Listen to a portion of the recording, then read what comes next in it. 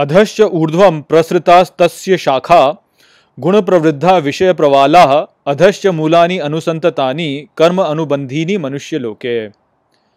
Hello friends, this is the second shloka of the 15th chapter of Bhagavad Gita, and today we will understand this shloka in detail. So let's first go over its meaning. So the shloka says, Adhasya urdhvam prasritas tasya shakha, which means its branch issue forth up and down. Guna pravriddha vishaya pravalaha, which means by the growth of the qualities and germination of objects. Adhasya mulani anusantatani, which means and in the roots below always remains karma anubandhini manushya loke, which means bound by karma in the world of humans. So Shri Krishna is further explaining about the people tree by explaining that its branches issue forth in all directions by growth of qualities and germination of sense objects, and in the world of humans it always remains bound by karma in the roots. So there is a lot of figurative language being used over here, which we have to understand.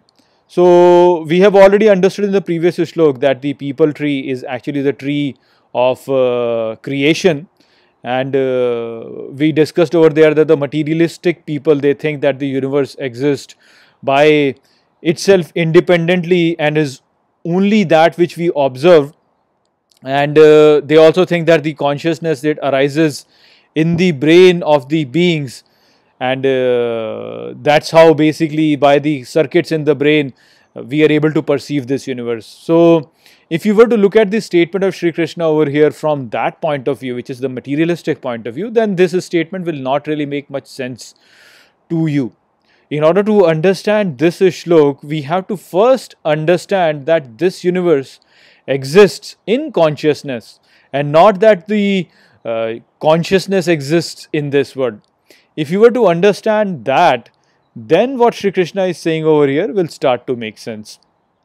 So consciousness has the power, and it has been said that the consciousness has three powers, which is the power to will, power to know, and power to act. With these three inherent powers, the consciousness manifests this entire universe. Through the growth of qualities and the germination of the sense object in the consciousness, the entire universe manifests inside through its willpower. Through its power of knowledge, then the consciousness experiences this universe, and then with the power of acting, the consciousness then acts in this universe. With this action, the consciousness actually determines its own destination. So when the action is carried out under the influence of attachment, which is incorrect knowledge, then consciousness basically gets stuck in its own creation through that attachment. So the example that has been used to explain this is that of the spider getting stuck in its own web which it has created for itself. So this whole idea basically has been explained by Shri Krishna over here with the symbol of the people tree. So if you look at the people tree, you will see that its branches look very similar to its roots, and you will see that the roots actually extend from the branches and come down onto the ground. So when you look at it like this, it basically appears as if it's a symmetrical tree which looks the same above as it looks below. So if you look at our life, then you will see that when we experience our life, it has two parts to it. There is the external world and there is the internal world. Now, people tree basically is the symbol of this life, the tree of life or the tree of universe or tree of creation, everything combined. And the confusion of external and internal actually happens to a materialistic person who thinks that the external world is separate from the internal world. But we are not really looking at it from that point of view. So this people tree actually, the part of the people tree which is above the ground is the symbol of the external world, and the part of the tree which is below the ground is the symbol of the internal world. So when we experience the external world, then basically we are looking at the upper part of the tree. And when we are experiencing our internal world, then we are looking at the lower part of the tree.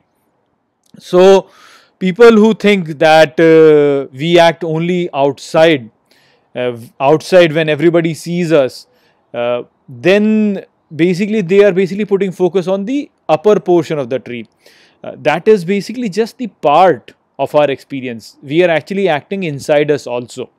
When we are creating feelings, when we are creating emotions, that action is basically happening inside also. So that lower part of the tree, which is below the ground, that is also something that has to be taken care of. We can't just focus on the external world. When we are acting on the external world, we are basically acting on the tree which is above the ground. So that is one part, which is the external world. But we don't only act there, we also act inside us.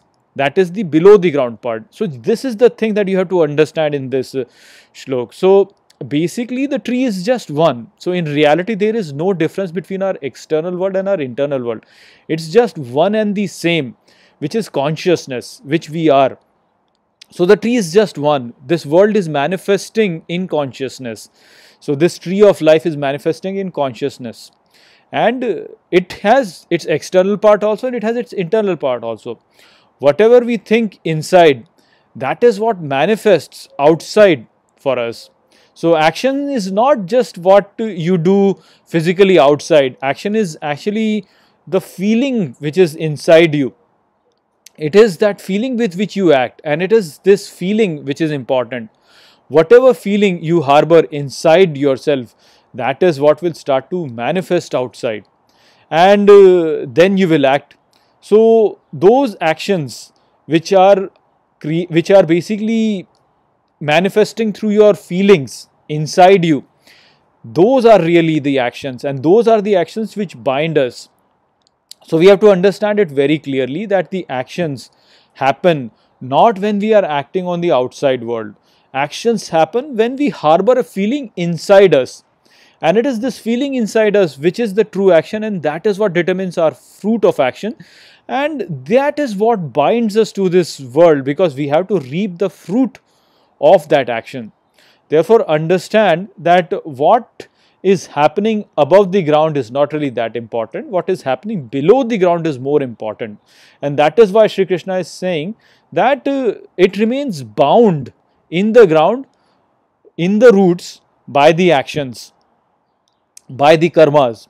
So when you understand it like that, then you understand the whole representation of this tree and what Shri Krishna is trying to say over here. He is trying to say that there is the external world and there is the internal world. The internal world manifests the external world. So the external world manifests from the internal world, and it is from our inner feelings, what is going on inside us, with which we get bound, because that is where the attachment is. That is where the attachment is, and the action is performed with that attachment.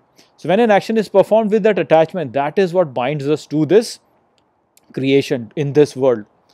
So we have to understand this very clearly, that it's the internal world which is more important, not the external world. So that was the message of this shlok. I hope that I have explained this shlok well to you. With that, I'll close this video. I'll see you in the next video. Take care.